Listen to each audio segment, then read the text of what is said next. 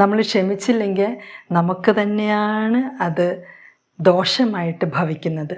അതുകൊണ്ട് ഇപ്പോൾ നമുക്ക് ഒരു തീരുമാനം എടുക്കാം.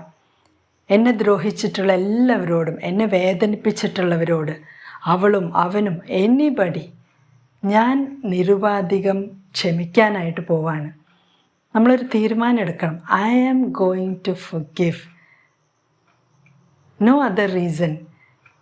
ആ വ്യക്തി എങ്ങനെയാണോ, ആ വ്യക്തി ഇനി മാറിയോ, ചേഞ്ചായോ, ആ വ്യക്തിക്ക് മാനസാന്തരം വന്നോ, അതൊന്നും നമ്മൾ ചിന്തിക്കാനേ പോകണ്ട. നമ്മളിത്ര മാത്രം ഓർക്കുക, പരിശുദ്ധാത്മാവായ ദൈവം എൻ്റെ ഹൃദയത്തിലേക്ക് ദൈവസ്നേഹം നിറച്ചിരിക്കുന്നു. റോമ 5:5 നമുക്ക് നൽകപ്പെട്ടിരിക്കുന്ന പരിശുദ്ധാത്മാവിലൂടെ ദൈവത്തിൻ്റെ സ്നേഹം നമ്മുടെ ഹൃദയങ്ങളിലേക്ക് ചൊരിയപ്പെട്ടിരിക്കുന്നു. അപ്പോൾ ദൈവത്തിൻ്റെ കയ്യിൽ നിന്ന് ആ സ്നേഹം സ്വീകരിച്ച് ആ സ്നേഹം വെച്ചാണ് ഞാൻ ക്ഷമിക്കാനായിട്ട് പോകുന്നത്. അപ്പോൾ ആരോടെങ്കിലും നമുക്ക് ക്ഷമിക്കാൻ പറ്റാത്തുണ്ടെങ്കിൽ ആ വ്യക്തിയുടെ നല്ല ഗുണങ്ങൾ ഓർക്കുക. ഇനി എന്നോട് ചെയ്ത ദ്രോഹം അല്ലെങ്കിൽ ഉപദ്രവം അതറിയാതെ ചെയ്തതായിരിക്കും, അല്ലെങ്കിൽ എന്തെങ്കിലും കാരണം ഉണ്ടായിരിക്കും. അത് അവർ സെറ്റിലാക്കട്ടെ. ഞാനായിട്ട് what should I do? I should just forgive. ഒരു കാരണമില്ലാതെ ജസ്റ്റ് ഫൊർഗിവ്. ജസ്റ്റ് ഒന്ന് ക്ഷമിക്കുക. ഞാൻ എന്തിനാണ് ക്ഷമിക്കുന്നത്? ഞാൻ ജസ്റ്റ് ക്ഷമിക്കുന്നു, സാരമില്ല പോട്ടെ. സാരമില്ല പോട്ടെ എന്ന് പറഞ്ഞാൽ തന്നെ നമുക്കൊരാശ്വാസമാവും. പിന്നെ കുരിശിൽ പിടഞ്ഞ് എനിക്ക് വേണ്ടി മരിച്ച ഈശോ തന്നെയാണ് എൻ്റെ ഏറ്റവും വലിയ മാതൃക എന്ന് പറയുന്നത്.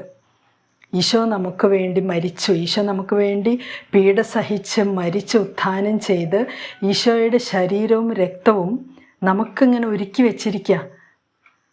വലിയൊരു ബലി അർപ്പിച്ചുകൊണ്ട്, കുരിശിലെ ആ മഹാബലി അർപ്പിച്ചുകൊണ്ട്, നമ്മുടെ പാപങ്ങളുടെ ശിക്ഷയൊക്കെ ഏറ്റുവാങ്ങിക്കൊണ്ട് ആ പാപങ്ങൾക്ക് പരിഹാരം ചെയ്ത് ബലി അർപ്പിച്ച് ഈശോയുടെ സ്വന്തം ശരീരവും രക്തവും ഭക്ഷണമായിട്ട് നമുക്ക് വെച്ച് തരികയാണ്, ഒരു വിരുന്നായിട്ട്. നീ ഇത് ഭക്ഷിച്ചോ, നല്ലൊരു കുമ്പസാരം നടത്തി നീ എൻ്റെ ശരീരം ഭക്ഷിക്ക്, എൻ്റെ രക്തം പാനം ചെയ്യ്, നിനക്ക് നിത്യജീവൻ കിട്ടും, നിൻ്റെ പാപങ്ങൾ മോചിപ്പിക്കപ്പെടും. നമ്മൾ പാപം ചെയ്ത് നമ്മൾ തന്നെ നിത്യശിക്ഷ ഏറ്റെടുക്കുന്നതിന് പകരം ഈശോ ആ ശിക്ഷ ഏറ്റെടുത്ത് പകരം സ്വന്തം ശരീരം ഭക്ഷിച്ചോളം പറയാ. പരിഹാരം ഞാൻ ചെയ്തിട്ടുണ്ട്, ഈ പരിഹാരം നീയെ ഈ ഭക്ഷണം കഴിച്ചാൽ മതി, എൻ്റെ ശരീരമാകുന്ന ഭക്ഷണം കഴിക്കുക. അപ്പോൾ നിത്യശിക്ഷയിൽ നിന്ന് നിനക്ക് പാപമോചനം കിട്ടും. നല്ലൊരു കുമ്പസാരം നടത്തിയിട്ട് വേണം ഈശോയുടെ ശരീരം ഭക്ഷിക്കാനും രക്തം പാനം ചെയ്യാനും. മാരക പാപത്തിൽ അയോഗ്യതയോടുകൂടെ ഈശോയുടെ ശരീരം ഭക്ഷിക്കാനോ രക്തം പാനം ചെയ്യാനോ പാടുള്ളതല്ല. ലഘുപാപാണെങ്കിൽ പരിശുദ്ധ കുർബാനയിൽ നമുക്ക് പാപമോചനമുണ്ട്. CCC പാരഗ്രാഫ് 1365 1365 ഇങ്ങനെ പറയുന്നുണ്ട്: ക്രിസ്തു കുരിശിൽ സമർപ്പിച്ച അതേ ശരീരം കുർബാനയിൽ അവിടുന്ന് നമുക്ക് നൽകുന്നു. അപ്പോൾ കാൽവരിയിൽ കുരിശിൽ ക്രിസ്തു സമർപ്പിച്ച അതേ ശരീരം ഓരോ ദിവസവും പരിശുദ്ധ കുർബാനയിൽ നമുക്ക് തരുകയാണ്. പാപപരിഹാരാർത്ഥം അനേകർക്കായി ചിന്തിയ അതേ രക്തം നമുക്ക് നൽകുന്നു. അപ്പോൾ ഈശോ പരിഹാരം ചെയ്തിട്ട് ഈശോയുടെ ശരീരവും രക്തവും നമുക്ക് തരുകയാണ്. നമ്മുടെ പാപങ്ങളുടെ നിത്യശിക്ഷ ഈശോ എടുത്തു മാറ്റാണ് കുരിശിലെ ബലിയിലൂടെ.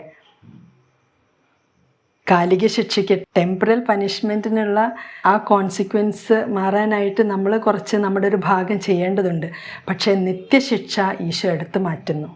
അപ്പം നല്ലൊരു കുമ്പസാരം നടത്തി ഈശോയുടെ ശരീരം ഭക്ഷിക്കുകയും രക്തം പാനം ചെയ്യുകയും ചെയ്യുമ്പോൾ നമുക്ക് പാപമോചനവും രക്ഷയും ഒക്കെ കിട്ടുകയാണ്. ഈശോ തന്നെ വധിച്ചവരോട് നിരുപാധികം ക്ഷമിക്കുകയാണ്. ക്രൂരമായി പീഡിപ്പിച്ച് വധിച്ചവരോട് സാരില്ല പിതാവേ, അവരോട് ക്ഷമിക്കണേന്ന് പറയാണ്. അപ്പം എത്രമാത്രം സ്നേഹമാണ് ഈശോയുടെ ഹൃദയത്തിൽ. അവരെന്നെ കൊന്നെങ്കിലും സാരില്ല, അവരോട് ക്ഷമിക്കണേ. നമ്മളാരും കൊന്നിട്ടില്ലല്ലോ ഇതുവരെ. അപ്പോൾ ഈശോ ക്ഷമിച്ച അത്ര നമുക്ക് ഇപ്പോഴും ക്ഷമിക്കാനില്ല. കുഞ്ഞു കുഞ്ഞു കാര്യങ്ങൾക്കാണ് നമുക്ക് ക്ഷമിക്കാൻ പറ്റാത്തത്.